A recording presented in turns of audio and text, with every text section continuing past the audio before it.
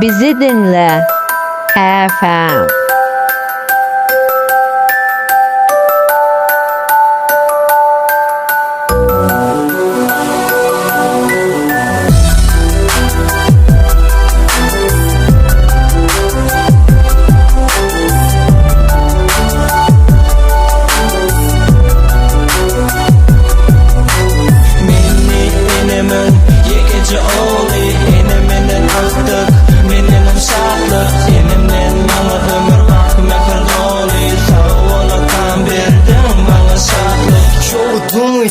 Adet ya gangstar adımlar dünyadır.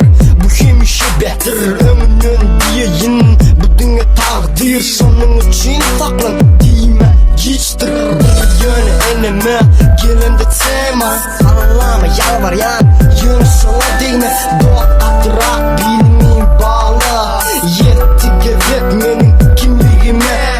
Kimliğime aydıyin mentide yönü gülen kulak aklım bize.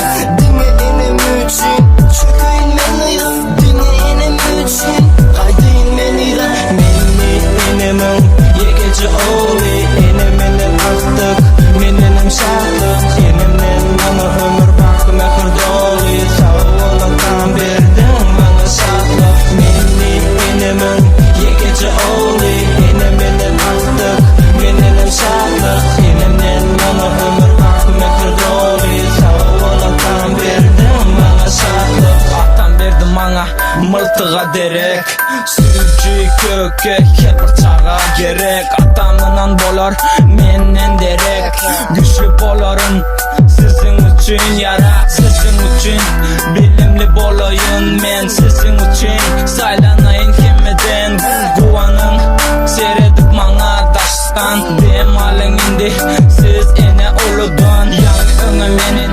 edimlenimde ene elimden tutup yürüdeninde bu mukadder kemen yüreğinde oğlum diye bağrına basan yerinde. Meni enemim yegeci oğlu eneminin artık menenim sağlık enemden bana ömür bak mehir dolu sağlıktan verdin bana sağlık. Meni enemim yegeci oğlu eneminin artık menenim sağlık enemden bana ömür bak mehir dolu sağlıktan verdin bana sağlık.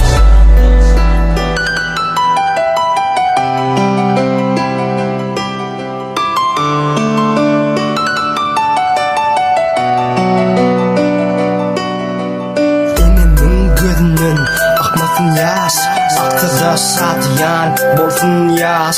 Gamgıtso enemden durdaş enem bana geç enem bana bas.